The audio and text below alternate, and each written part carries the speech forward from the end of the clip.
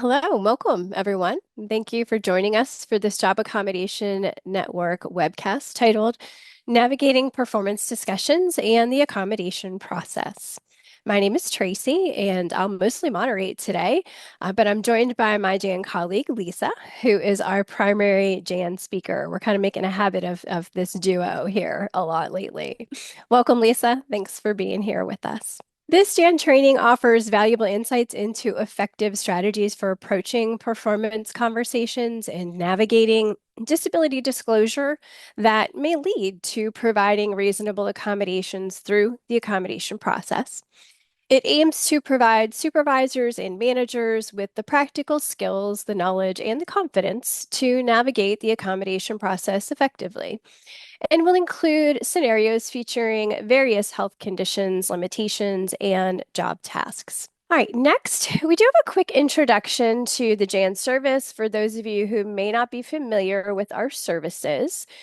The Job Accommodation Network, JAN, is a direct assistance service of the U.S. Department of Labor's Office of Disability Employment Policy, or ODEP.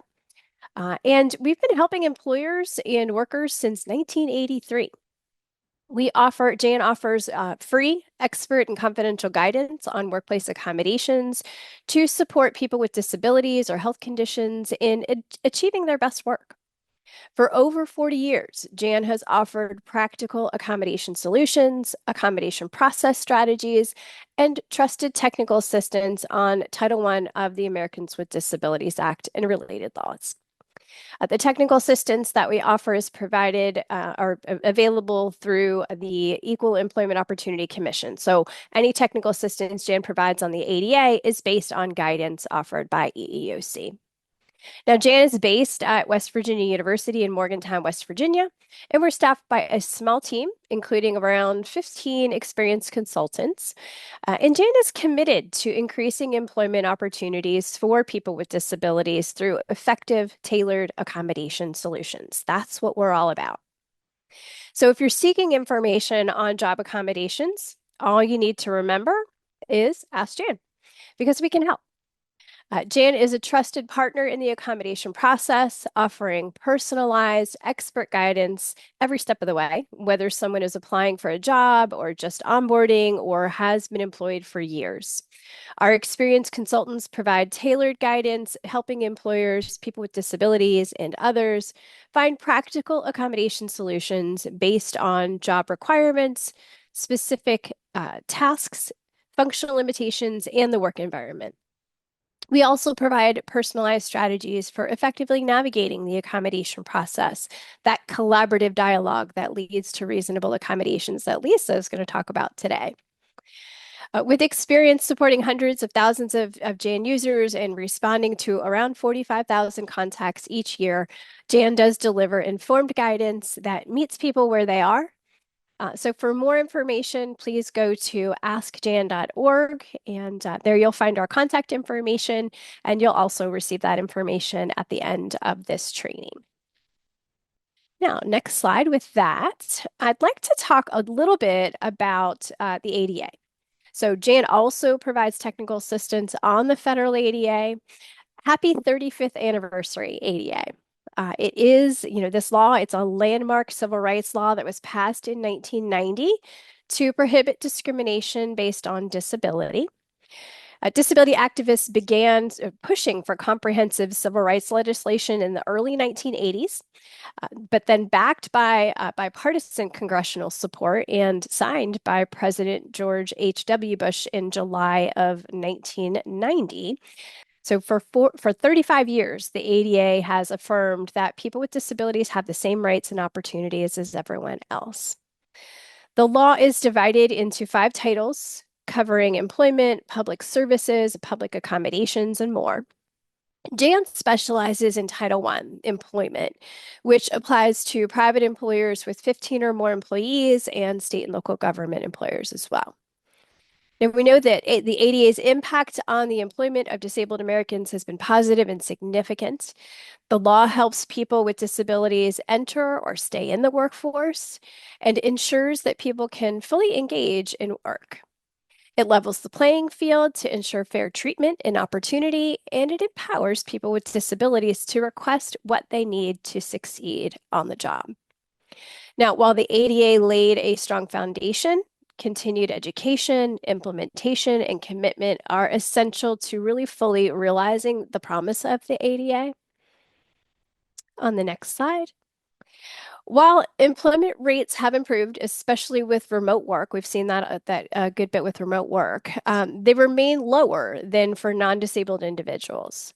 And despite 35 years of progress, people with disabilities, they still face barriers to employment, such as inaccessible hiring, stigma, fear of disclosure, and gaps in accommodations. And so there's still a lot of work to be done. The ADA's focus on reasonable accommodation, it really has led to more accessible work environments. Since its passing, job accommodations have had a significant positive impact on the employment of people with disabilities. And this is done in a lot of different ways, like increasing access to jobs, because accommodations have made it possible for people with disabilities to enter and stay in the workforce with workplace adjustments like flexible schedules, remote work, universal design, and these benefit everyone. So with that emphasis on reasonable accommodation, it has really kind of shifted that workplace culture toward greater acceptance of individual needs, paving the way for more universally accessible environments. Accommodations also boost retention and productivity, helping employees remain in the workforce and stay productive, performing job duties. Just simple changes can make a difference, whether that's job restructuring or scheduling adjustments or equipment that might be needed. These are all changes that can empower all team members, frankly, to perform their best. And then, of course, finally, research, including data from Jan, shows that most accommodations are no or low cost and really lead to measurable benefits for both employers and employees. Jan data shows that accommodations are either no or low cost, and that cost is typically around $300. And accommodations required by the ADA are really leading to good employment outcomes for people with disabilities. So overall, accommodations have been a key driver in improving employment opportunities for people with disabilities since the ADA's enactment. So as we celebrate 35 years of the ADA, we must protect the progress that we've made and remain committed to improving accessibility, engaging in fair hiring practices, and embracing innovation to support workers of all abilities. So with that, again, happy anniversary ADA, but Lisa is now going to offer some insight on the ADA, navigating performance discussions, and the accommodation process. Lisa?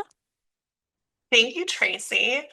So yeah, let's get into it. How does the ADA impact performance and conduct standards? So like Tracy said, Title I, that employment realm of ADA. There's also the parallel federal law for federal workers of the 501 of the Rehab Act. Those two federal laws are both parallel. They both say the same thing about accommodations. So neither one of those laws generally impose on the right of employers to define jobs and to evaluate their employees' performance and conduct, assuming it's consistently applied across the board. Under both laws, employees with disabilities must meet qualification standards that are job-related, consistent with business necessity, and they must be able to perform those essential functions, those primary fundamental duties of the job, with or without reasonable accommodations. And we know that performance issues can occur for many reasons, and sometimes they do develop due to disability-related limitations. But according to the EEOC, the enforcing agency of the ADA, according to EEOC, under the ADA, employees with disabilities may be held to the same production and performance standards as employees without disabilities in the same job. Employers are not required to disregard, change, or eliminate performance standards as a form of reasonable accommodation. So you're going to see a common theme here today, clear and consistent. I am going to say that many, many times. A core function for any supervisor is managing employee performance. Performance management, if done effectively, can help avoid discrimination in addition to furthering an employer's business objectives. So on the slide, you're going to see the quote, which is straight from the EEOC guidance on performance and conduct. But in short, employees perform best when expectations and standards, including conduct rules, are clear, fair, and applied consistently. So I mentioned that employers can establish these standards or these workplace expectations, and the ADA and the Rehab Act come into play with certain standards when they might need to be modified if they're not job related and consistent with business necessity. ADA comes into play with set rules we're going to get into when you're asking for medical documentation in a response to a disability disclosure or in response to an accommodation request. So typically, employers establish these job-related requirements or these performance standards, the specific tasks or assignments that an employee must be able to perform. And we also establish these methods to evaluate said performance.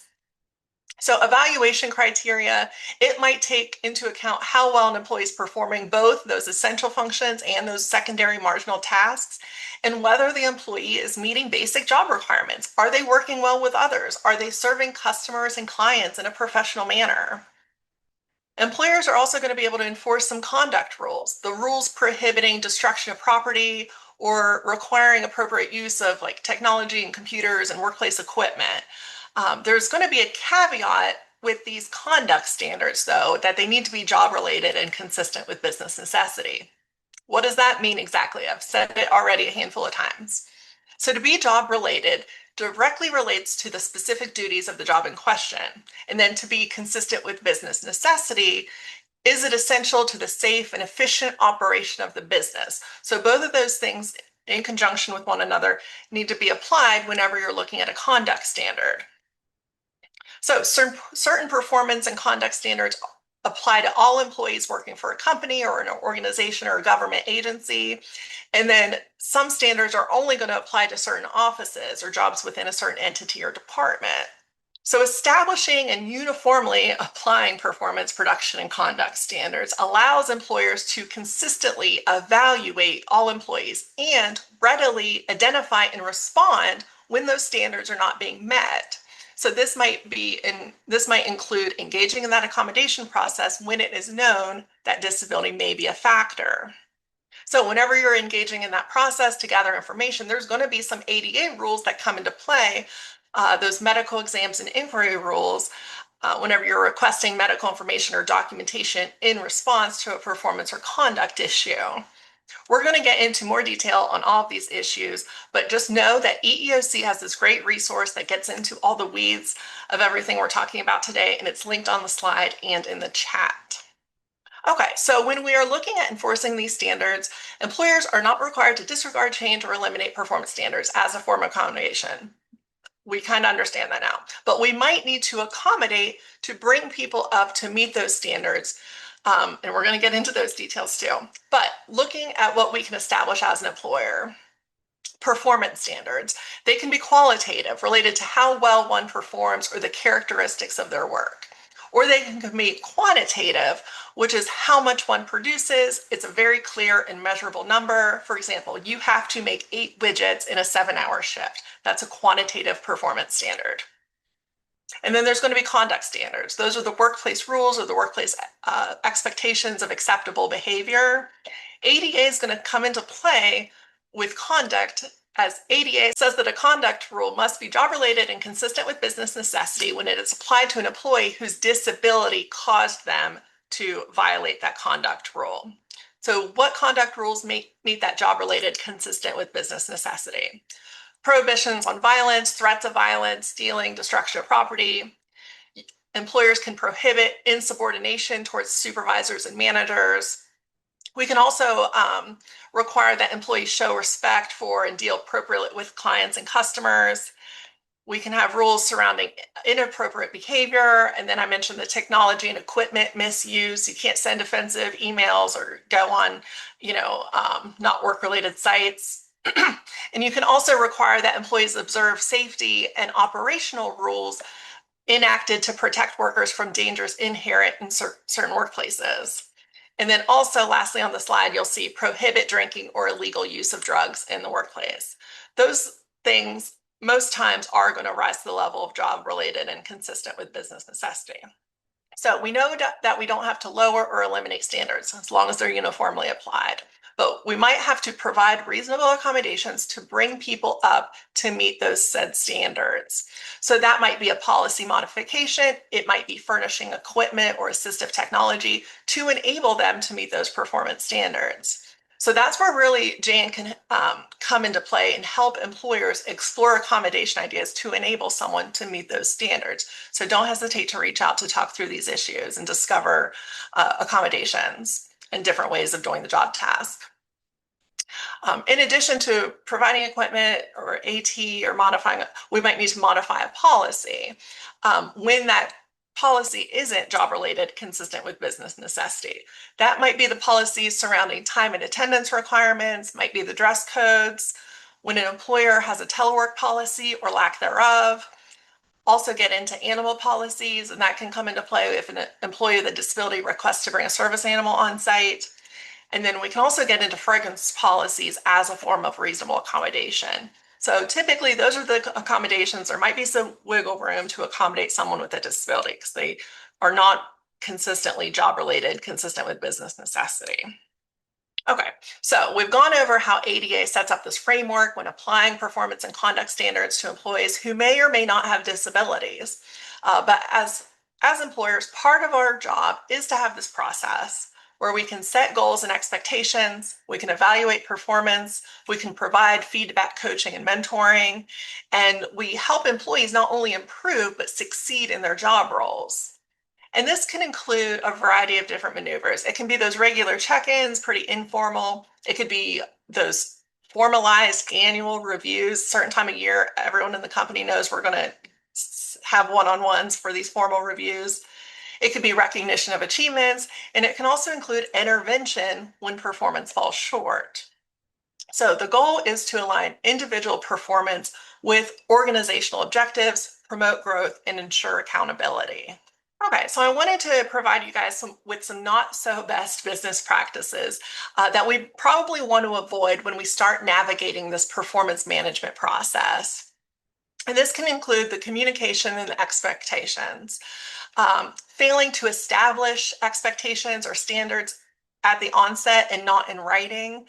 I think putting everything in writing for all parties, because memories fade, it is transparent, keeps everyone on the same page. So I think a paper trail and documentation is important in all the steps of the accommodation process and performance management process. You probably don't want to apply standards haphazardly as opposed to uniformly and consistently. Sometimes we mess up when we're neglecting to apply standards to employees with disabilities. Why is that a problem?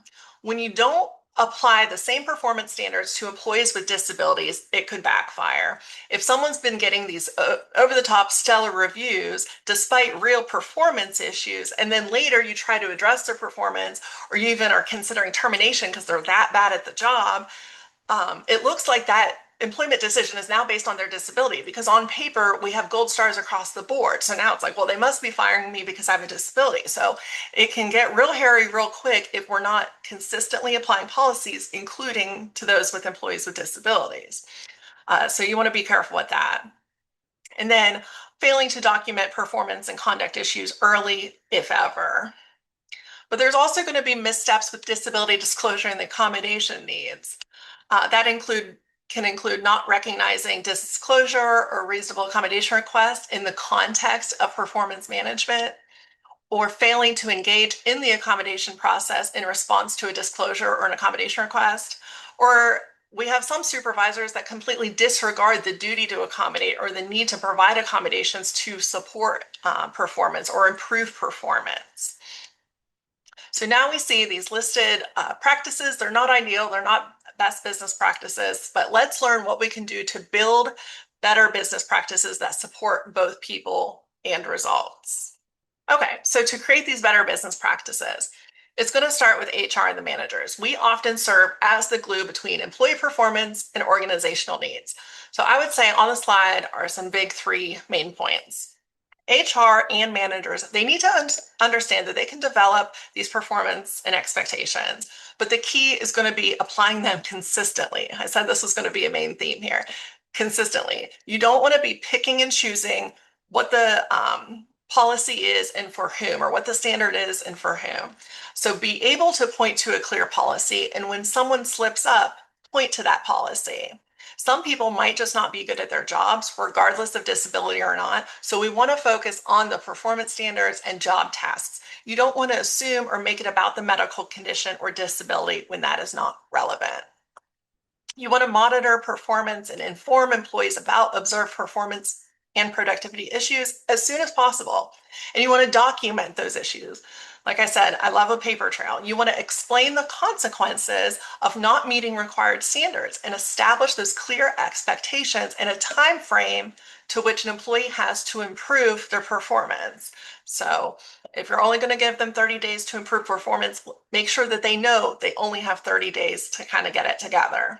So I do want to get into some practical strategies or tips that we can be mindful of that can help us navigate performance discussions that may or may not include disability disclosures or accommodation requests, and how to engage in that interactive process, that accommodation process, which is really just employers and employees with disabilities working together to come to an effective accommodation solution. So these next few slides, we're going to think about those disability and those accommodation missteps from that not so best business practice slide 2 slides ago, and go through each of those missteps and how we can improve upon the process. So here we have recognized varied requests. Employees may ask for reasonable accommodation or simply disclose their disability before or after being told of their performance issues. Sometimes an employee may not know, or they might not be willing to acknowledge that there is a problem that may require an accommodation until the employer points out deficiencies in their performance. So you want to be able to recognize that a disability disclosure or a request for an accommodation in response to a poor evaluation often triggers the duty to engage in this accommodation process. So when an employee states that a disability is a factor in poor performance, this is the time to make performance expectations again clear, explain the observations of their past performance, and ask what can be done to help you meet that performance requirement. But how exactly are we going to do that? So instead of asking if an accommodation is needed or if they have a disability that's affecting job performance, there might be an alternative approach. I think it's a safer approach. I think an easier approach, really. And it's simply asking, how can I help? Just asking this simple question can be a strategic way of creating that safe space for disability disclosure, and it can be useful when an accommodation hasn't quite been requested, but we could tell something's kind of going on and there might be limitations in performing job duties or meeting those standards. And you can definitely get creative with this. There's a few variations we can use instead of my favorite, how can I help? A sample quote here on the slide. Is there anything we can do to support you in meeting the performance requirements? Or another idea would be, if you believe there's anything we can do to support you in the meeting, in meeting the required standards, please let XYZ person know. If you're not going to be the one to deal with disability disclosures or reasonable accommodation requests, we do want to get these employees in the right hands and start in that proper channel. So let them know who to go to if they feel like they need to request an accommodation or need some of that support. But these types of questions, they don't make employers vulnerable to appearing as if you're making assumptions. You're not leading with disability or the possible need of an accommodation. You're not mentioning disability or accommodation, so you're not necessarily having to worry about the ADA medical exam and inquiry rules of the timing of when you can bring that up. But at the same time, you're letting the employee know that you want to help them succeed. So asking, how can I help, is a smart, supportive approach.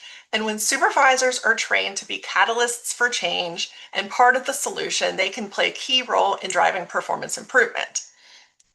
Of course, Jan has a whole resource on the how can I help approach and the how can I help method. It is linked on the slide and in the chat. Okay, so generally it is going to be inappropriate for the employer to focus on an employee's disability during a discussion about a problem in performance or conduct. There might be times that an employee themselves mentions their disability and ties it to the performance at issue. So now employers put on notice of a disability may be the cause of a subpar performance, But what now? If an employee states that the disability is a cause of the performance problem, an employer could follow up by making clear what level of performance is required and asking why the employee believes the disability is affecting performance. If the employee doesn't ask for an accommodation, the obligation does generally rest with the individual with the disability to request an accommodation. But if they don't ask, the employer could ask whether there's an accommodation that may help rise the employee's performance level. So there's going to be limited times when an employer can address that disability and specifically ask about accommodations. But like I mentioned, I do think a safer, easier approach is going to be ask if there's some steps that can be taken to enable the employee to improve performance without mentioning disability or accommodation. This all goes back to that how can I help approach. You're opening up that door for conversation, but you're, again, not making the assumption that this has to be due to your disability. Um, I do have a Jan resource linked on this slide and again in the chat. This article addresses whether employers may, must, or should ask if an employee needs an accommodation. So it goes through the, kind of timing of what you know and how you should approach that conversation. So, whether you're responding to a disability disclosure or someone specifically asked for an accommodation, the big takeaway is engage in the accommodation process. Have that conversation to determine is an accommodation, is it reasonable? Is it going to fix any conduct and performance problems? Employers can find this interactive process or this accommodation process. Those two things are basically the same thing, just that open conversation to come to a solution. So this accommodation process is going to be helpful in clarifying what accommodation an employee is seeking and how it would help correct the performance problem. So an employer should seek input from an employee on what accommodation might be needed, and an employer can also offer its own suggestions. Again, this is where Jan can come into play. If you as an employer don't have any accommodation ideas, you've never had to deal with an accommodation, call us and we can kind of meet you where you are in the process and explore some different ways of doing the job via accommodations. Okay, so we've initiated this accommodation process. Assuming the request is job related and consistent with business necessity, an employer may be able to ask for limited medical documentation to support that accommodation request. This is assuming that the disability and need for accommodation isn't known or obvious. But one thing to keep in mind, medical documentation under the ADA, it's an entitlement. It is not a requirement that employers ask for medical documentation. So employers can certainly just have an open dialogue, open up that conversation about what are the functional limitations? How are those impacting employee performance or conduct? And just having a conversation with an employee, sometimes that's going to get you the details you need quicker and enable you to make an informed decision quicker. Another thing, you're going to want better business practice is probably going to be separate the performance counseling from the accommodation process taking place. So you might consider postponing the performance improvement plan or PIP when an employee discloses disability or they request an accommodation in response to a poor evaluation. Because that accommodation process is now triggered, it's going to take some time to determine is the accommodation warranted? Is it reasonable? So sometimes this temporary postponement of the PIP to process the request for accommodation ensures that if that accommodation is truly needed, that it will enable that employee to have an opportunity to improve their performance. You're not canceling or completely disregarding that PIP, like I said, because ADA doesn't require excusing poor performance or its consequences, but you are navigating these two separate issues, the PIP and the accommodation process. But of course, once the accommodations are implemented, the PIP can commence. There's not going to be a set time frame on how long we should put that PIP on hold, but be reasonable. You want to get accommodations, get them implemented. You want to give some time to ensure that those accommodations are going to be beneficial and then circle back and truly assess performance now. Of course, Jan has a great resource linked, talks not only about responding to these requests and pausing that performance improvement plan, but again, everything that we're talking today is really housed in our performance and production standard publication. So you're going to want to address those accommodation needs. You're going to explore, choose, implement accommodations to support performance improvement. Going back to the ADA basics, you might not be choosing exactly the accommodation the individual requested or even what the individual prefers, but the main principle here is find an effective accommodation that meets those disability-related needs and also enables that employee to meet performance and conduct standards. And so often we forget to monitor these accommodations that we take time to implement. We want to make sure that they continue to work as designed and they're still effective in meeting those business needs, but also meeting those disability-related limitations. But we know that changes occur. Employers may need to periodically check in on the effectiveness of an accommodation.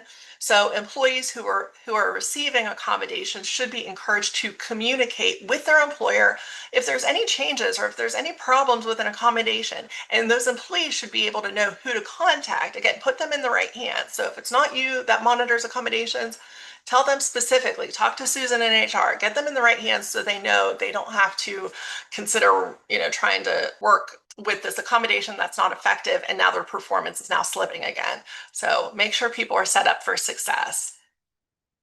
If an accommodation becomes ineffective for one reason or another, this is whenever we go back to that accommodation process and look at alternative accommodations that may meet our needs so we can continually support employees in their performance. The duty to accommodate is an ongoing one. So I went over this, but if we put that performance improvement plan on hold, while we're exploring and choosing accommodations, now's the time to go back, reevaluate performance with those accommodations in place to really get an accurate depiction of how well this employee is performing. Jan resource here, why communication is the key to the accommodation process, offers practical tips to help ensure good communication for all parties involved. I did want to show you guys some examples to show how employers can identify and respond when a disability might be affecting performance without lowering standards, without making assumptions. You want to keep in mind every situation is unique. These scenarios are just starting points. They're not one size fits all answers. We just like to illustrate how these issues can show up in the workplace and possible resolutions. Okay, looking at an example, including a PIP. Here, an employee is written up after several warnings for inappropriate conduct. She's given a verbal warning for inappropriate conduct. She's placed on a 30-day performance plan of improvement and warned that if the behavior doesn't stop within that time frame, she's going to be let go. Now, the employee decides to disclose her disability, ask for accommodations to assist her in responding appropriately with her coworkers. Common question, how do we manage a performance improvement plan when we're in a counseling session and that employee happens to relate their performance issues back to their disability?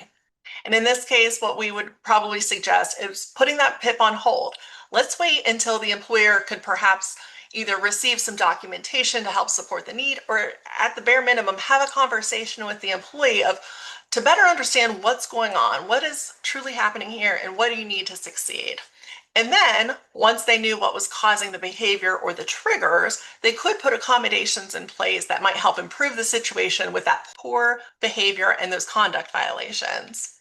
The employer did not rescind that performance improvement plan, they didn't remove it, but at that point, once the accommodations were in place, they're able to resume that plan. And that way, they're able to see, are the accommodations effective in helping improve that behavior? One thing about holding off on the performance improvement plans, under ADA, there's not much timelines for anything, but so there's not formal guidelines on how long you have to put this performance plan on hold. I've seen 30, 60, 90 days. I've seen as much as 6 months. The timing is most likely going to depend on the implementation of the accommodation and the type of accommodations at play. So this is why it's going to be important to engage in that accommodation process as soon as possible and to avoid delays in implementing an effective accommodation, just to give that person as much time as possible to succeed in this role. An interesting accommodation, I would say most supervisors don't love the idea of modifying supervisory methods. Supervisors might have to adjust their methods of communicating instructions or assignments or training to a way that is most effective for a specific employee, whether that's in writing, in conversation, in, company chat messages. Adjusting the amount of supervision or structure of supervision might also be a form of an accommodation. An employee who experiences limitation in concentration may request more detailed day-to-day guidance, or they might need more feedback, or they need more structure in order to perform their job. So an example looking at supervisory methods. We have an employee who was turning in their paperwork late. The supervisor mentioned it to him once, and when employee didn't make any improvements, he did get a verbal warning that if it didn't improve, he's going to be written up. When the employee heard this, he started screaming at his supervisor and throwing things. But after he calmed down some, he did disclose that he had autism, and he's very frustrated because he couldn't remember the details when his supervisor communicated them verbally, and his supervisor rarely put things in writing like he needed. As an accommodation, the employer did start providing written instructions and reminders when paperwork was due. What about the fact that we're screaming, we're throwing things at our manager? Probably not ideal. Sometimes employers do have a hard time separating conduct violations with that accommodation request that's buried within the conduct violation. So how to handle that? You first want to look at your agency and company policy related to the conduct. Like I said, employees aren't excused from being disciplined or violating the conduct, even if it was related to a disability. So you want to apply company disciplinary action as long as that's what you would do across the board for anybody. If it's something less than termination, go ahead and mete out that disciplinary action, but then you're going to process that accommodation request that was buried within separately. So the fact that the employee asked for an accommodation during the commission of a violation doesn't negate the request. Employee's punishment shouldn't include holding up an accommodation being implemented. The discipline and the accommodation, basically you're going to have these two tandem parallel paths of processing the violation and then processing an accommodation. So you might kind of be wearing two hats there momentarily until things kind of get sorted out. All right, another example, we have an employee with lupus and fatigue has difficulty maintaining stamina at work because of a long commute. So he is allowed to telework several days a week. When deadlines were not being met, performance started to drop. The employer decided we need to rescind this telework arrangement. Employee needs to come back on site because he's not performing well at home. Is this best business practice? Probably not. We don't want to withdraw an accommodation as punishment for unsatisfactory performance. Withdrawing a telework arrangement or withdrawing a modified schedule, it's no different than if you would stop an employee's sign language interpreter as an accommodation, or, pull someone's assistive technology from them because they're not performing their job well. We probably wouldn't do that. So telework and these flexible work arrangements shouldn't be any different. They shouldn't be used as a form of punishment. We don't want to assume that the unsatisfactory performance means that the telework accommodation is not working. We want to figure out what is the cause of the performance problem. Determine if the accommodation working as intended. You want to separate those issues. Unsatisfactory performance and is the accommodation being effective? Employer may bring this employee on site, and guess what? The deadlines and performance is still not ideal. So what does the telework have anything to do with that? It might not be anything, right? So outline those expectations and see what the employee needs to meet those requirements while still maintaining that telework arrangement as a form of accommodation, assuming it's still needed. So here's the resolution. Jan did explain the telework might not be the cause of those poor performance or those not meeting those deadlines. You want to separate accommodation needs from performance issues. They're probably unrelated. Here, the employer took that how can I help approach to at least open that door for conversation. Here, the employee did end up explaining the backstory of why his performance has declined. It was something he went through, has since come out of it. His performance will get back on track as soon as possible.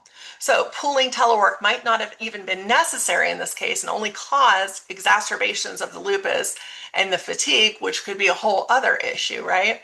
So engage in that conversation so you can see the full picture before making rash decisions and pulling accommodations or other forms of an accommodation. Here we have an office assistant began constructing makeshift partitions out of mailing boxes around her centrally located desk after a few uncharacteristic outbursts. the supervisor decided to address her, odd behavior. So this might seem like a wild idea to some, but partitions, they can be really beneficial and helpful in the workplace. They can reduce distractions, foster concentration. It can help people that need to have those confidential work discussions. It can help mitigate noise and visual distractions, again, contributing to a more productive and focused work environment.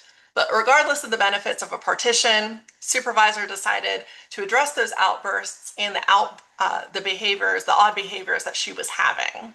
So they have this discussion about the partitions and what's going on.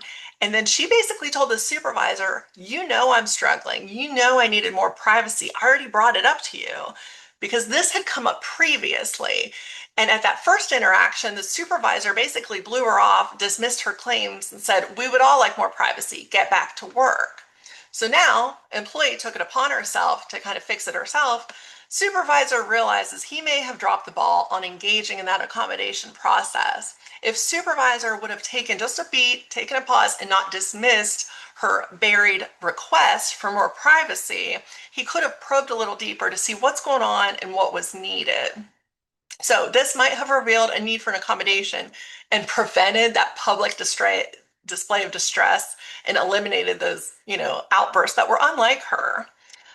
So what could a more ideal accommodation be? We always want to be mindful of dignity issues whenever we're thinking about accommodations. So the mailbox partitions, that probably generated some office chatter for one thing, drew unnecessary attention, was probably low-key embarrassing for her. So what would a better accommodation be? We could explore installing cubicle walls, cubicle doors, relocating her office away from distractions and coworkers. By the sounds of it, it sounded like this was a cube farm and she was right smack in the middle. So there was a lot going on. Even if we can't give her a private office and we're just moving her to the perimeter of the office away from the printer, the coffee area and all that, that could be helpful. Noise canceling headsets could be helpful. Hanging sound absorption panels, providing a white noise machine, those things could have generated some privacy without her having those outbursts. So the main takeaway here is ask follow-up questions, get a better understanding of the situation, and come to a solution that works for everybody. All right, another example, customer service rep from an online retailer asked to be excused from talking to people on the phone because it exacerbated her anxiety. Seems like a pretty straightforward request. Remove a job function because it causes anxiety. Well, although it's straightforward, it was denied. They said phone work is considered an essential function. Under ADA, we know we don't have to remove essential functions. We certainly can if we wish. But this employee appealed the decision, which got them digging into more detail and into the specifics of what was causing the anxiety in order to accommodate and not just remove that job function, as that was not considered reasonable in this specific situation. So once the supervisor got into the specifics with the employee, he discovered the real issue is memory and having to answer questions on the go. So once the supervisor understood what the problems were, they could accommodate the employee with color-coded binders and a better organization system for all the information she had to know that enabled her to be able to talk to customers on the phone. Main takeaway, an employer never wants to overlook a full conversation with the employee in order to get more information in working out a solution. Okay, last example, we do have an employer asks to meet about recent performance concerns. Employee is actually caught off guard. He was not aware that his performance was falling short. So what happened? Going back to that communication and transparency, you want to clearly explain what the performance issue is, what level of performance is expected, and what the consequences will be if improvement does not take place. Clarity is essential, not just for fairness, but also for enabling the employee to respond appropriately, which could include requesting accommodation if need be. And there's going to be lots of reasons why an employee doesn't know or be willing to acknowledge that there's a problem. Employees with mental health or cognitive or medication related issues, they might not fully recognize their performance problems, or they may not fully understand the scope of their responsibilities. And in some cases, they might genuinely believe that they're performing well and they're meeting expectations. So an until employer Until an employer goes back to that clear communication, employee may just continue to not do a good job, which could lead to disciplinary action. So why is timing key? For employees, requesting an accommodation early, ideally before performance problems arise or escalate, is key. Employers aren't required to undo discipline or termination based on poor performance that occurred before a disability was disclosed or an accommodation was requested. And timing is also key for employers, right? Addressing concerns promptly allows space for the accommodation process to not only take place, but these early conversations can lead to better support and faster improvements, benefiting both employee and the organization. So I did want to leave you today with some conversation starters. These are simple, respectful ways to open up that door for feedback or performance discussions, whether it's a routine check-in, whether it's a new concern, or it's been an ongoing issue. It's all about creating a safe space for that two-way dialogue. If you don't know whether an employee has a disability, employers should again be clear on those issues. It's important to focus on their performance or conduct issue neutrally while creating space for the employee to share if there's an underlying need for support or an underlying need for an accommodation without pressure from the employer. So some thoughtful ways to start that conversation. I'd like to talk with you about some recent performance concerns, see how we can work together to address them. Let's review some workplace expectations and talk about any challenges you might be facing in meeting them. This is a check-in to understand what's going on and see what support might be helpful. And you can download these slides at the end of this and kind of save these because I know it's very text heavy on the slides. Some more conversation starters. When we notice that an employee might be struggling or something seems off with performance or conduct or behavior, it's natural. We kind of want to know what's going on, right? But we need to be really careful not to assume or suggest that someone has a disability or health condition unless they tell us. Again, with these conversation starters, we're focusing on the behavior or the performance, not necessarily what is causing it. So here, you can also remind employees of the resources available to them. So on the second one on the slide, sometimes employees face challenges aren't immediately visible. If there's something affecting your work that we should be aware of, we can explore available support or resources. So that could be a flexible work arrangement. It could be an employee assistance program. Employees might forget that there are these company benefits that are in place for when an employee needs extra support. So sometimes bringing it back to the forefront might kind of get the wheels turning and might be a consideration that they kind of forgot about or hadn't considered. Emphasizing collaboration and support. I mentioned multiple times how important communication is going to be. But also this process of working together towards a solution. In this accommodation process or the interactive process, these examples really show that it is a two-way conversation. This signals that the employer is invested in the employee's success, not just about documenting any problems or issues. The phrases, we want to work with you, let me know what we can do, our goal is to support you. It's kind of putting the onus on the employer of, hey, we're here too. We want to set you up for success. So you're reinforcing the message that they don't have to figure out things alone. I think that could be really helpful. So wrapping up with the JAN resources and one EEOC guidance linked on this slide, we have full publications. We have a full one on performance. We have a full publication on conduct issues. We also have the shorter articles. And then we even have a training video with accompanying PowerPoint slides, that role-playing training series, Performance Management. That is a whole YouTube video. I think it really illustrates some nuanced things that we kind of face as HR and managers. And then, of course, the EEOC guidance. It is so detailed on these issues that pop up, and it even gives practical guidance within the question and answer format. So that is super helpful as a resource. But do not forget, if you have questions about workplace accommodations, remember you can ask Jan. We can help. Like Tracy said, please contact the Jan service directly for free and confidential consultation. Use the askjan.org website and live chat, and call Jan at 800-526-7234 or email us at jan@askjan.org. Be sure to follow Jan on social media for updates and resources. You can find the Job Accommodation Network on Facebook, You can find us on LinkedIn and YouTube and also on X at Janet Jan. Thank you for joining us today in this Jan webcast, and this concludes the Jan training.